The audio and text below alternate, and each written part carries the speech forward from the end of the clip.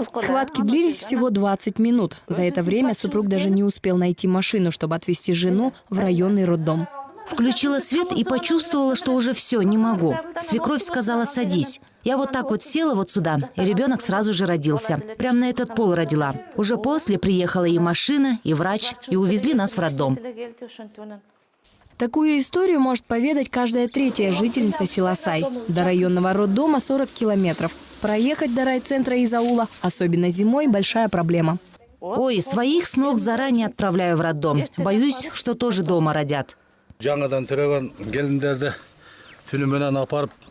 Асаната как купил машину, так и стал личным водителем всех рожениц на селе. Если у кого-то схватки, только и слышен рев его мотора. Дедушку в селе так и называют – дежурный по родам. Автомобиль его – каретой скорой помощи. До меня был Байкеша один. Он состарился и передал этот пост мне. Я и старался не подводить его. Как схватки, все ко мне бегут. А теперь и Асаната уходит на заслуженный отдых. В селе построили родильный дом.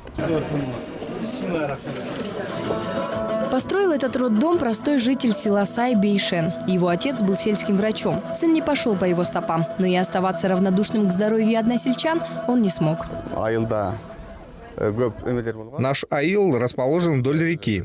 Зимой дорогу закрывают. Многим женщинам приходится рожать дома или по пути в районный центр. Бейшен по-хозяйски показывает новые палаты. Роженицы уже записываются в очередь. Персональные обогреватели, холодильник в палате, новые кровати, тепло и уютно. Таких условий, говорят, нет ни в областном, ни в районном роддоме. Так что все роженицы соседних сел пытаются попасть именно сюда. Первой роженицей тут стала Курманджан. Она из соседнего села. В районном роддоме не было мест, и ее отправили в этот аул. Меня полностью проверили. Дочка родилась 3 килограмма 600 граммов. Назвали Идаят. Говорят, так звали маму Бейшена Байке, который построил этот роддом.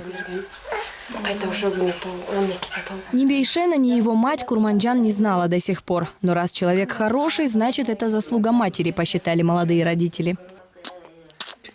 В то время так и было. На грузовой машине, на тракторе ездили в роддом. Второго ребенка ехала рожать на тракторе. Молодые были же, не боялись. Скоро рассказы старшего поколения для молодых келинок будут казаться выдумкой. Снохи их рассказывают уже другие истории. Рекламирую свой роддом всем, кого встречу. У меня 2 одноклассницы сейчас беременны. Так я их убедила уже. Они живут в городе, но рожать приедут сюда. Гульзина родила вторую дочь почти в родных стенах, ведь новый роддом в 5 метрах от ее дома. Теперь рожай хоть каждый год, смеется женщина. Вслед за родильным домом воодушевленные жители решили собственными силами проложить дорогу в село и провести воду, не дожидаясь помощи властей.